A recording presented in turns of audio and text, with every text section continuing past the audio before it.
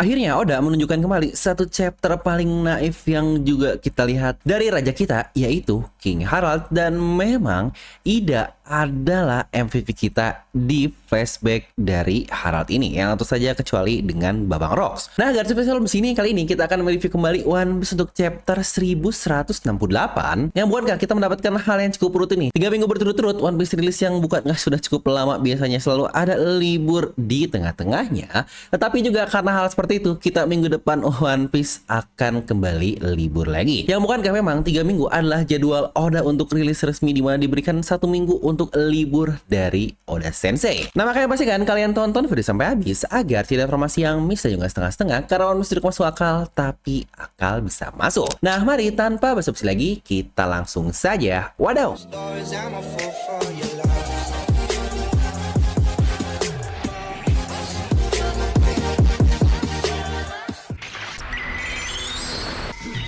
Tapi sebelum masuk ke pembahasan review, lagi-lagi mau promo dikit lah untuk buat kalian juga yang ingin join membership Devil Nomi. Sekarang turun harganya cuma goceng-ceng-ceng alias Rp5.000 dong. Yang bahkan bukankah sekarang es teh manis aja banyak yang sekarang sudah di atas Rp5.000.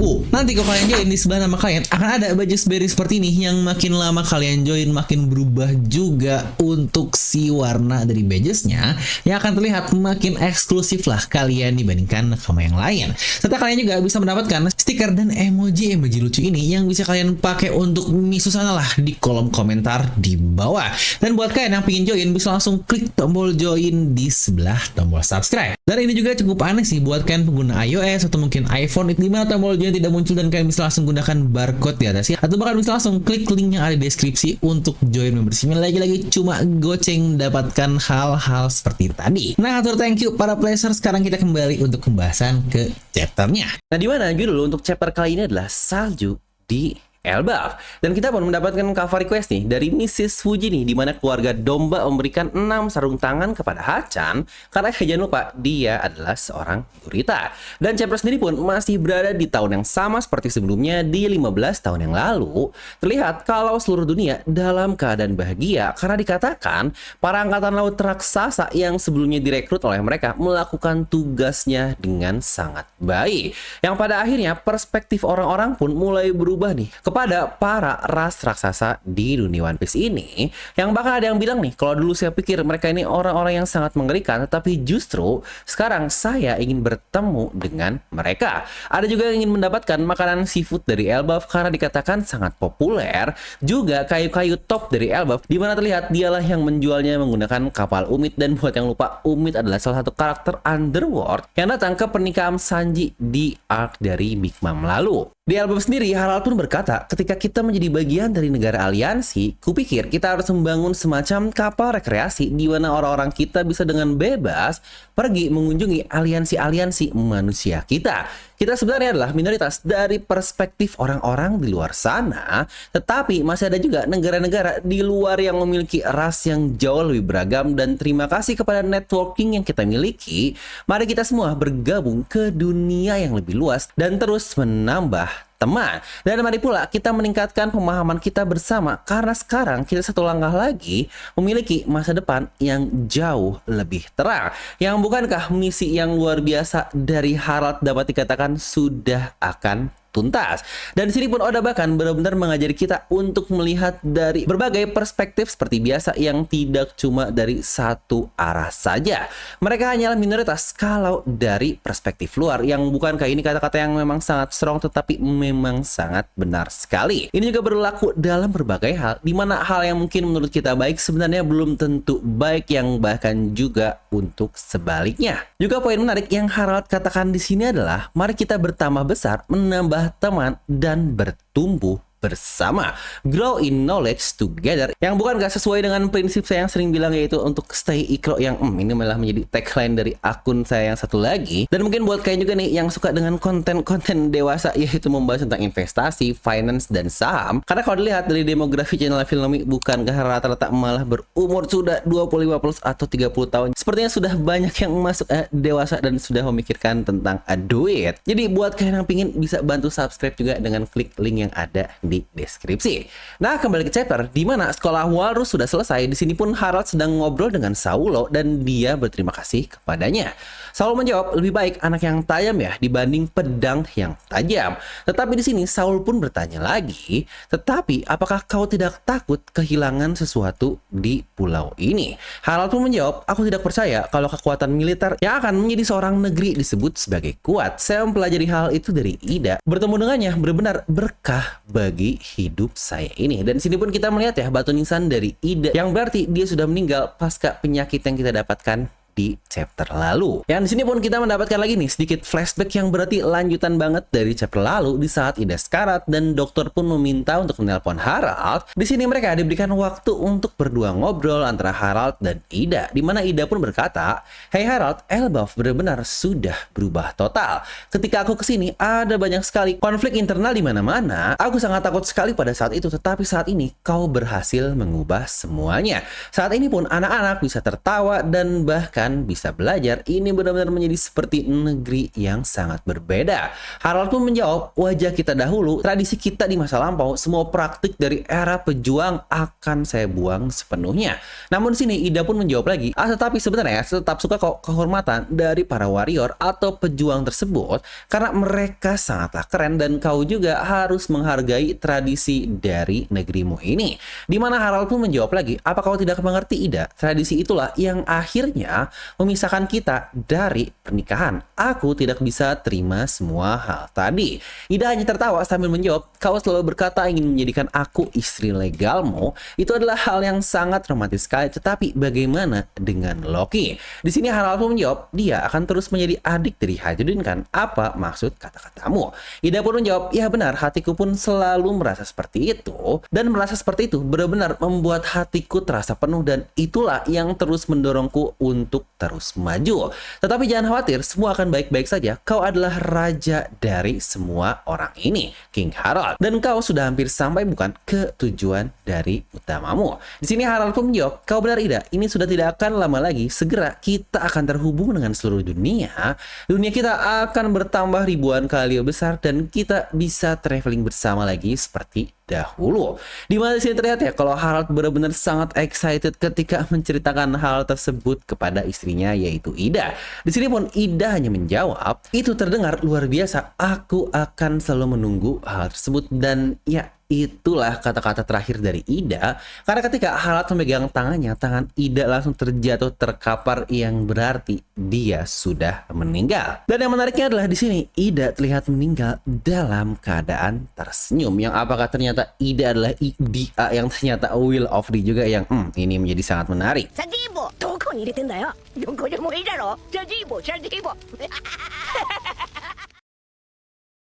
Terlihat di sini Harald pun menangis keluar dari ruangannya sambil menutup mukanya, di mana Hajrudin dan Mato pun langsung masuk ke sebelah ibunya dan menangis di sebelah Ida. Sedangkan Loki yang berada di penjara, dia menundukkan wajahnya tanda dia sedang menangis juga.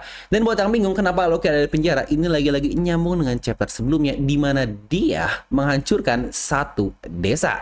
Yang wajar lah kalau Loki pada akhirnya harus di penjara seperti itu. Tapi lagi-lagi bukankah kita mendapatkan satu pelajaran penting lagi dari Oda terkait kisah Harald dan istrinya yaitu Ida ini? Percayalah, ada yang jauh lebih menyakitkan dibandingkan sebuah kegagalan, yaitu sebuah penyesalan.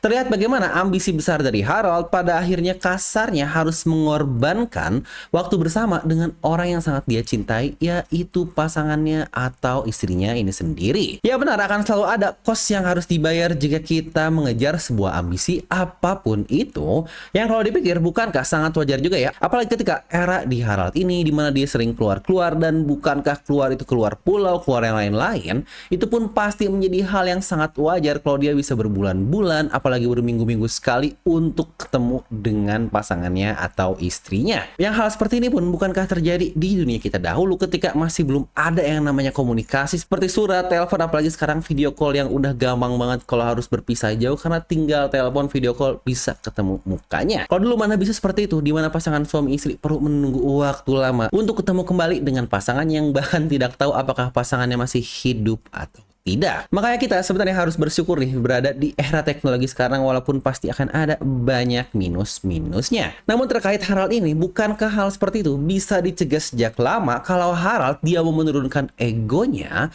dan tidak benar-benar mengejar hal yang sudah dipetunjukkan atau sudah dihinkan sejak lama oleh semua orang. Mau oleh Ketua Jarul, oleh Rox, dan bahkan orang-orang di sekelilingnya. Kalau bukankah sangat mencurigakan kenapa Elbaf terkesan didiskriminasi oleh pemerintah dunia, tetapi di sini Harald dia masih ego dan ambisi untuk menyatukannya dengan seluruh dunia. Yang sebenarnya terkait hal itu pun nanti juga kita lihat di chapter ini, yang bukankah menjadi sangat kasihan sekali dengan kisah dari Harald. Karena kasarnya dia malah menjadi budak, tetapi ya itulah harga yang harus dibayar oleh ambisi dari Rox ini. Nah, biar konteksnya nyambung, di sini kita skip ke 1 tahun setelahnya yang juga nyambung dengan isi chapter kali ini, yaitu 14 tahun yang lalu. Tahun yang sama dengan awal dimulainya flashback dari King Harald ini. Dimana flashback ini dimulai dari lokasi di Mary Joyce, di mana Harald pun berada di ruangan Gorosei lagi dan terlihat kalau dia dinobatkan naik pangkat dari God Steel ke God Knight. Dan tentu saja akadnya pun naik dari sebelumnya Shadow Covenant menjadi Death Covenant. Ya benar, kenapa dia naik pangkat? Karena dikatakan Shanks menghilang, alias kalau Shanks berhasil menyelesaikan misi terakhirnya, dia akan dinobatkan sebagai God Knight ini. Namun karena gagal, pada akhirnya Harald adalah pilihan selanjutnya, maka peluang itu pun akhirnya diserahkan kepada Harald ini. Gorosei pun di sini bertanya, bagaimana denganmu? Apakah kau terima dengan kenaikan pangkat tersebut? Yang tentu saja Harald mengiyakan karena itu adalah suatu kehormatan dan hal itu pun yang akan mengunci status Elbaf sebagai bagian dari pemerintah dunia. Di situ pun mereka mulai berjalan ke ruangan ke Empty Throne sambil Gorosei pun berkata, "Selamat, Sang Tertinggi atau The Great One sudah setuju untuk percaya kepadamu. Ini adalah perjalanan yang sangat panjang dan kau akan diingat sebagai raja yang membawa perubahan bagi negeri Elbaf ini." Di situ pun Harald menjawab, "Ya, sejujurnya ketika Elbaf sudah berhasil bergabung ke pemerintah dunia, aku berencana untuk mewariskan tahtaku kepada mereka-mereka yang berjiwa lebih muda." Dan di situ pun ternyata ada Imu yang sudah duduk di kursi tahta sambil menjawab, "Hal itu adalah tugasku untuk menentukan." Ya tentu saja Harald kaget dong, karena kok bisa-bisanya ada orang yang duduk di tahta kosong tersebut, di mana Imu pun menjawab, "Datanglah, Mu sudah melihatmu selama ini." Dan terlihat di sini Harald langsung berteriak keras di ruangan tersebut, di mana ternyata kontraknya sudah dinaikkan oleh Imu dari Shallow ke Death Covenant yang sebelumnya dikatakan oleh Gorosei juga. Di mana tanda atau tatonya pun berubah nih, dari tanda yang kita lihat mirip seperti tato dari Shanks sebelumnya, sekarang menjadi semacam ada trisula nih di bagian atasnya, yang ini sangat mirip sekali dengan tanda dari Killingham yang pernah kita lihat sebelumnya, yang sesuai dengan bahasan teori ya, kalau mereka pasti adalah tier kedua atau Death Covenant untuk para God Knight tersebut. Dimana Harald pun berkata, kalau kekuatan benar-benar terasa masuk ke dalam tubuhku, ini membuatku merinding. Dan Gorosei pun menjawab juga, inilah kekuatan dari Immortality. Hal ini membuatku sangat merinding karena dia menjadi monster yang luar biasa, atau dalam kata lain, senjata yang baru. Imo berkata lagi, sekarang akhirnya kau menjadi pasukan tidak bisa mati yang akan melayaniku. Kau akan menciptakan Abyss di Elbaf dan itu akan menjadi hubungan bagi kita. Dan ketika kau berhasil menyelesaikan misi terakhir tersebut, maka impianmu akan selesai dan Elbaf akan diterima oleh seluruh member dari pemerintah dunia. Terlihat di sini Harald pun kembali ke negerinya dan kita pun langsung masuk ke Kastil Aurus, di mana Abyss sudah dibuat olehnya tepat di kursi tahta yang juga kita lihat ketika Luffy menyusup ke dalam kastil tersebut. Dimana berarti teori kita meleset sedikit ya, kalau tier 2 atau Death Covenant mereka juga ternyata bisa menciptakan jalur Abyss. Tetapi untuk konteks lainnya seperti mendapatkan Immortality dan bahkan bisa telepati dengan Imu pun ternyata sesuai atau on point untuk teorinya. Karena di sini Imu berbicara kepada Harald melalui telepati sambil berkata, gunakan negerimu untuk membentuk pasukan tempur, kau akan membentuk armada besar yang menyaingi angkatan laut dan berlakulah sebagai manfaat bagi dunia ini. Harald tentu saja menolak sambil berteriak sendiri, yang membuat penjaga pun bingung dan berkata karena kenapa rajanya berbicara sendirian. Di sini pun Harald menjawab, sebentar, berhenti. Aku melakukan semua ini untuk menghentikan dan keluar dari era Elbaf yang terus menjadi seorang petarung. Tentu saja aku selalu membiarkan mereka-mereka yang ingin bertarung dan bergabung bergabung menjadi angkatan laut, tetapi tidak seperti ini. Imu pun menjawab lagi, kau bilang akan menebus sejarah dan dosa dari rakyat Elbaf dan kau juga bilang kan mau menjadi budak. Harald menjawab, ya tetapi hanya untuk diriku sendiri. Dan Imu pun menjawab lagi, dosamu di masa lalu terlalu besar untuk bisa kau lakukan sendiri. Jangan melawan, kau tidak bisa menolak perintahku. Mereka-mereka yang sudah menerima Death Covenant ini diberikan kekuatan dan immortality, tetapi sebagai gantinya mereka wajib mematuhi segala perintah yang aku miliki. Lakukan apa yang kau pikirkan karena aku punya caraku sendiri untuk melakukan hal tersebut. Di mana terlihat di sini ternyata Harald tubuhnya bisa bergerak dengan sendirinya dan dia pun berkata dalam hatinya, aku tidak bisa berhenti, aku dikendalikan. Sejak awal ternyata mereka tidak ada tujuan untuk membawa kami ke bagian dari dunia. Sialan kau, Imu, apa kau berencana mengubah semua pejuang kami menjadi budakmu? Harald pun berteriak memanggil para penjaga, di mana terlihat ya ada cukup banyak penjaga yang membawa tombak datang masuk ke ruangan. Yang pastinya momen ini pula yang kita lihat di flashback sebelumnya. Kalau Raja Harald terlihat tertusuk oleh para penjaganya, ternyata inilah para penjaga yang banyak itu yang nantinya akan kasarnya menghajar Harald ini. Di situ Harald berkata, ambilkan borgol dan ikat aku ke pilar ini. Cepat lakukan, serta panggil tetua Jarul dan anak-anakku. Mereka pun berkata kalau Hajrudin ada di lautan dan Loki masih di dalam penjara, di mana Harald memerintahkan untuk melepas Loki tersebut. Dan kita di sini diperlihatkan ya, lokasi Loki di ruangan penahanan yang ditempatkan di kastil awal Luffy ketika sampai ke Pulau Elbaf. Buat kalian-kalian yang lupa, yang nantinya mereka tertangkap di diorama buatan Rodo tersebut. Karena bukankah seperti kata-kata Rodo juga, kalau kastil ini memang penjara Elbaf, makanya dia cukup yakinkan Luffy nggak akan bisa menghancurkan dinding dari kastil tersebut yang ternyata nantinya bisa Luffy hancurkan menggunakan Gear Fort yang dia miliki. Yang dari situ seharusnya cukup clear ya, kenapa Luffy perlu menggunakan Gear Fort-nya, karena memang squad itulah dindingnya yang digunakan untuk memenjara ras dari Elbaf. Ya, terkait Loki sendiri, saya pun sebenarnya cukup yakin ya kalau dia bisa dengan sangat mudah kalau mau kabur, yang tetapi di sini dia malah ingin bersantuy saja di dalam penjara. Di sini pun Loki diperintahkan sudah bebas dan diberitahu kalau kau cepat pergi ke kastil karena sang raja memanggilmu. Di sisi dari tetua Jarul pun sama, ada panggilan penting dan cepat datang ke sana. Di sini pun kita mendapatkan kata-kata narator yang berkata, sekarang kita kembali ke cerita utama. Hari inilah hari di mana pembantaian besar-besaran di dalam kastil telah terjadi dan raja paling dicintai di Elbaf harus meninggal. Dan boom, chapter pun berakhir. Oke, kita akan masuk ke sesi analisis yang mungkin kita akan coba bahas secara singkat saja. Dimana kalau dilihat dari timeline ternyata benar-benar bergerak sangat cepat sekali ya. Di flashback dari Harald ini, dimana Harald naik pangkat jadi Death Covenant tier 2 ketika dia pulang, dan dari situ pun dia bikin Abyss yang boom, dari situ langsung dikendalikan oleh Imu dengan sangat cepat. Yang bahkan ternyata dikatakan ya, di hari yang sama pula menjadi hari pembantaian dari insiden 14 tahun yang menjadi flashback utama kita dari Harald ini. Karena jangan lupa flashback ini dimulai dari cerita Loki yang akan menceritakan kisah 14 tahun yang lalu. Yang menariknya ternyata itu waktu bertepatan ketika Loki baru saja dibebaskan dari penjara, yang langsung nantinya dia dinobatkan sebagai pembunuh dari raja ini sendiri. Yang wah, ini kisah Loki juga sangat-sangat tragis sekali. Dan dari chapter ini pula akhirnya terungkap ya kenapa Hajrudin tidak datang ke kastil tersebut, karena dikatakan dia sedang pergi ke luar pulau. Yang gila sih definisi Imu gercep banget, baru Harald duduk langsung dikontrol dan harusnya langsung mati di hari yang sama seperti kata-kata dari narator, dimana The Wise King Harald akhirnya meninggal atau mati. Tapi ya lagi-lagi seperti yang sudah dibahas di sesi sebelumnya, itulah harga dari kenaifan yang dimiliki oleh King Harald ini. Udah banyak loh sebenarnya clue dan info-info kalau nggak mungkin pemerintah dunia mau membiarkan Elbaf begitu saja. Dimana dari awal bertemu Rox ketika di Marejois doang, di situ Rox bingung kan kenapa ada ras raksasa di Marejois, karena seharusnya mereka pasti akan menjadi budak.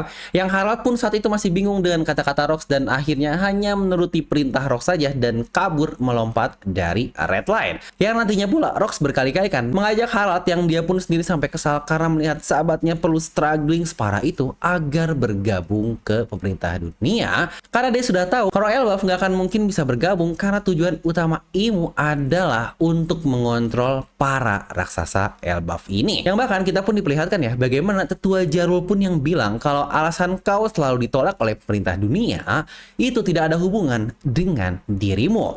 Ini sudah terjadi berabad-abad lamanya. Itu saja seharusnya sudah menjadi clue nih kalau ada problem antara pemerintah dunia dengan ras Elbaf ini. Kalau saja Harald peka akan semua hal tadi dan benar-benar bersikap pada umumnya saja, tidak perlu memasakkan ambisi yang terbilang mustahil, yang bahkan kasar ya, dia sendiri pun yang bilang kan kalau dia rela menjadi budak yang ya udahlah, ternyata dia benar-benar menjadi budak dari Imu ini. Tapi yang menarik sebenarnya adalah Harald pun tidak tahu kalau terdapat sosok Imu yang menjadi penguasa tunggal dari dunia ini. Walau dapat dikatakan Harald sudah cukup lama menjadi God Steel pada saat itu, tetapi yang lebih menarik adalah Rox tahu tentang keberadaan Imu karena awal mula Rox dimunculkan bukanlah menjadi bajak laut ke Hachinosu dan lain-lain, tetapi langsung ke Mary Joyce dan bertemu dengan Imu. Yang bukankah Rox definisi luar biasa, dia mengetahui banyak hal-hal yang seharusnya tidak diketahui oleh banyak orang. Ya memang seharusnya sih flashback dari Harald ini memang disempurnakan oleh karakter Rox yang sangat luar biasa. Dan terkait Shanks ini pun sebenarnya cukup menarik ya. Dia gagal menyelesaikan misi dan dia pun menghilang. Yang kira-kira kemanakah karakter Shanks ini? Yang hal ini pun sebenarnya kita sudah tahu untuk sebagian jawabannya. Karena bukankah di tahun yang sama, bahkan di hari yang sama pula, kita melihat dari perspektif lain kalau Shanks sedang ada di Elbaf dan bersama dengan Gaban di rumahnya tersebut. Yang nantinya kita melihat kan mereka berdua merasakan haki aneh dari istana, yang kalau case-nya seperti ini kemungkinan besar Imu lah yang turun langsung ke kastil dari Elbaf yang mungkin untuk mencari buaya iblis legendaris dan mungkin mengontrol Harald dari jarak jauh. Karena bukankah itu menjadi tugas utama dari Harald untuk menciptakan Abyss di ruangan tahta tersebut yang juga terbentuk di hari yang sama dengan insiden tersebut. Dan kalau kalian ingat juga nih kata-kata Shanks kepada Gaban, di situ pun dia berkata, saya ingin bertemu dengan Harald dan semoga saja belum terlambat. Dengan apa yang terjadi kepada Harald, seharusnya kita sudah tahu ya jawabannya. Kalau sesuai prediksi Shanks, semua sudah terlambat dan kita pun tahu konteksnya terkait naik pangkat tier 2 ke Death Covenant ini. Ketika seseorang naik pangkat, maka dia akan menjadi budak bagi Imu. Yang kemungkinan besar Shanks mau menceritakan hal tersebut kepada Harald, namun kenaikan pangkat sudah terjadi dan Harald sudah menjadi budak dari Imu dengan kemampuan immortal yang dia miliki. Yang Daim telat selangkah banget nih Babang Shanks untuk memberitahu kepada Harald karena terjadi sangat cepat. Dia dapat info naik ke Mary Joyce, naik pangkat, turun lagi menciptakan Abyss dan langsung insiden mati di situ juga. Definisi gercep banget semuanya ketika Harald naik pangkat ini.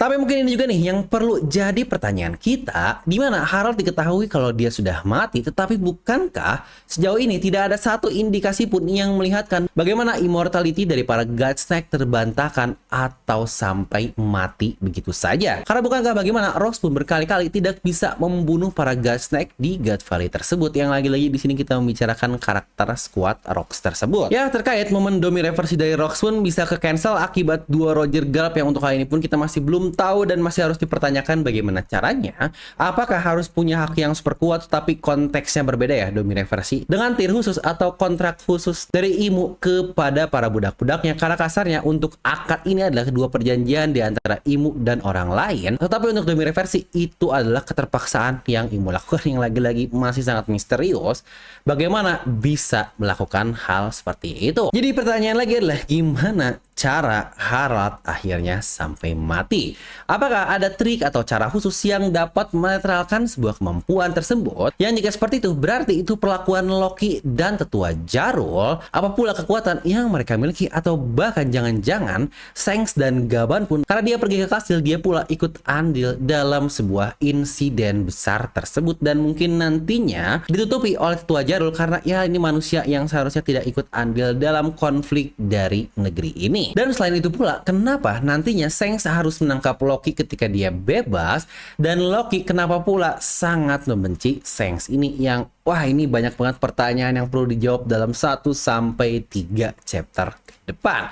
Dan bagian paling menarik adalah kalau dikatakan minggu depan kita libur dan kita sudah masuk ke bagian akhir tahun di bulan Desember, di mana biasanya Oda akan memberikan chapter-chapter akhir tahun yang sangat luar biasa, yang seharusnya minggu depan libur, 2 minggu lagi rilis, dan menuju Natal nanti sampai tahun baru biasanya akan libur kembali dari majalahnya, dan kita biasanya mendapatkan sedikit early chapter atau bentukan spoiler. Yang jangan lupa juga juga biasanya di tanggal 20 sampai tanggal 22 itu akan ada jam pesta di mana Oda akan menceritakan atau semacam men-spill apa yang akan terjadi di manga One Piece tahun 2026 nanti. Yang kira-kira apakah tahun 2025 ini akan ditutup dengan chapter yang sangat epic? Coba tuliskan pendapat kalian. Nah, itu aja untuk satu video kali ini dan kita kasih nilai dulu ya untuk chapter ini, yaitu 9 dari skala 10. Yang udah lama kita sebelumnya ngasih 10 mulu, tapi untuk chapter ini memang cukup banyak kenaifan dari Harald yang akhirnya berdampak sedemikian rupa. Nah, jadi oke lah, itu saja untuk pembahasan review dari chapter 1168 ini. Dan jangan lupa juga support channel Filmnomi dengan tidak skip-skip iklan, atau mungkin buat kalian yang ingin join membership dengan klik tombol join di sebelah tombol subscribe agar mendapatkan badges dan juga stiker-stiker yang lucu ini. Serta buat kalian juga yang ingin melihat apa saja sih produk-produk yang ada di layar kalian, mulai dari topi, jam, sampai yang ada di belakang, bisa cek tag produk yang ada di bawah kiri ini. Nah, jadi itulah, semoga kalian terhibur dengan video ini. Like aja kalian suka, dislike kalau suka, jangan lupa untuk subscribe dan juga share teman kalian. Gue Devil pamit, and I'll see you guys next time.